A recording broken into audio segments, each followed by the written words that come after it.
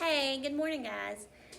Me and Carter and Cami and Zayden have come to do a little bit in my classroom today. So while I'm here, I'm going to read a little bit more of the one and only Ivan. Yesterday we started reading the book and we saw that Ivan is living in the mall and he's in a cage and he can't really go anywhere. So we're going to continue seeing what's going on with Ivan. My neighbors here at the Big Top Mall know many tricks. They are an educated lot, more accomplished than I am. One of my neighbors plays baseball, although she's a chicken. Another drives a fire truck, although he's a rabbit. I used to have a neighbor, a sleek, thoughtful seal, who could balance a ball on her nose from dawn till dusk. Her voice was like a throaty bark of a dog chained outside on a cold night. Children wished on pennies and tossed them into her plastic pool. They glowed on the bottom like flat copper stones. The seal was hungry one day, bored perhaps, so she ate 100 pennies. Mac said she'd be fine. He was mistaken. Mac calls our show the biggest big top on earth. Every 2, 4, and 7 human fans themselves drink sodas, applaud, babies wail, Mac dressed like a clown, pedals a tiny bike, a dog named Snickers rides on Stella's back, and Stella sits on a stool. It's a very sturdy stool. I don't do any tricks. Mac says it's enough for me to just be me. Can I have you? Stella told me that some circuses move from town to town. They have humans who dangle on ropes, twinning from the tops of nets. They have grumbling lions with gleaming teeth and snakes and a snaking line of elephants, each clutching a limp tail in front of her. The elephants look far off in the distance, so they won't see humans who won't see them. Our circus doesn't migrate. Remember that word means to move from place to place. We sit where we are, like an old beast too tired to push on. After our show, humans forage through the stores. A store is where humans buy things they need to survive. In the Big Top Mall, some stores sell new things, like balloons and t-shirts and caps to cover the gleaming heads of the humans. Some stores sell old things, like smelly, dusty, damp, old, long-forgotten things. All day, I watch humans scurry from store to store. They pass their green paper, dry as old leaves and smelling of 1,000 hands, back and forth and back again. They hunt frantically, stalking, pushing, grumbling. Then they leave, clashing bags filled with things, bright things, soft things, big things. No matter how full the bags, they always come back for more. Humans are clever indeed. They spin pink clouds you can eat. They build domains with flat waterfalls. But they are lousy hunters. Some animals live privately, unwatched, and that is not my life. My life is flashing lights and pointing fingers and uninvited visitors. Inches away, humans flatten their little hands against the wall of glass that separates us. The glass says, you are this and we are that.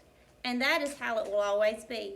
Humans leave their fingerprints behind, sticky with candy, slick with sweat. Each night, a weary man comes and wipes them all away.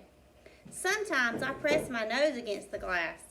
My nose print, like your fingerprint, is the first and last and only one. The man wipes the glass and then I'm gone.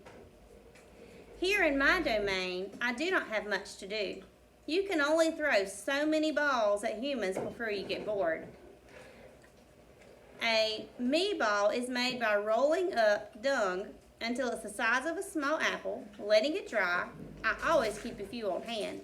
But for some reason, my visitors never seem to carry any. In my domain, I have a tire swing, a baseball, a tiny plastic pool filled with dirty water, and even an old TV. I have a stuffed toy gorilla too. Julia, the daughter of a weary man who cleans the mall each night, gave it to me. The gorilla has empty eyes and floppy limbs, but I sleep with it every night. I call it Not Tag. Tag was my twin sister's name. Julia is 10 years old. She has hair like black glass and a wide half-moon smile. She and I have a lot in common. We are both great apes, and we are both artists. It was Julia who gave me my first crayon. A stubby blue one slipped through the broken spot in my glass along with a folded piece of paper. I knew what I would do with it. I watched Julia draw, and when I dragged the crayon across the paper, it left a trail in its wake like a slithering blue snake. Julia's drawings are wild with color and movement. She draws things that aren't real, clouds that smile, cars that swim. She draws until her crayons break and her paper rips. Her pictures are like pieces of a dream. I can't draw dreamy pictures. I never remember my dreams, although I sometimes waken with my fist clenched and my heart hammering. My drawings seem pale and timid next to Julia's. She draws the ideas in her head. I draw the things in my cage. Simple things that fill my days: an apple core, a banana peel, a candy wrapper. But even though I draw the same things over and over again, I never get bored with my art. When I'm drawing, that's all I think about. I don't think about where I am, about yesterday or tomorrow. I just move the crayons across the paper. Humans don't always seem to recognize what I've drawn. They squint, they cock their head, they murmur. I draw a banana, perfectly lovely banana, and they'll say, "It's an airplane," or "It's a duck without wings." That's all right. I'm not drawing for them. I'm drawing for me. Max soon realized that people will pay for a picture made by a gorilla, even if they don't know what it is. Now I draw every day.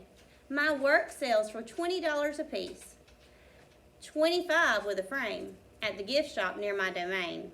If I get tired and need a break, I just eat my crayons. I think I've always been an artist.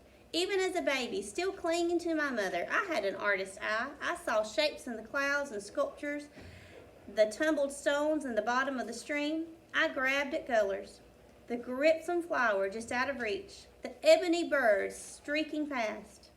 I don't remember much about my early life, but I do remember this. Whenever I got a chance, I would dip my fingers in the cool mud of my mother's back for a canvas. She was a patient soul, my mother. Someday, I hope I can draw the way Julia draws, imagining worlds that don't yet exist. I know what most humans think. They think gorillas have no imagination. They think we don't remember our past or ponder our futures. Come to think of it, I suppose they have a point. Mostly, I think about what is, not what could be. I learned not to get my hopes up. We're going to stop right there for today.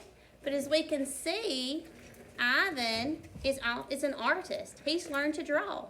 Our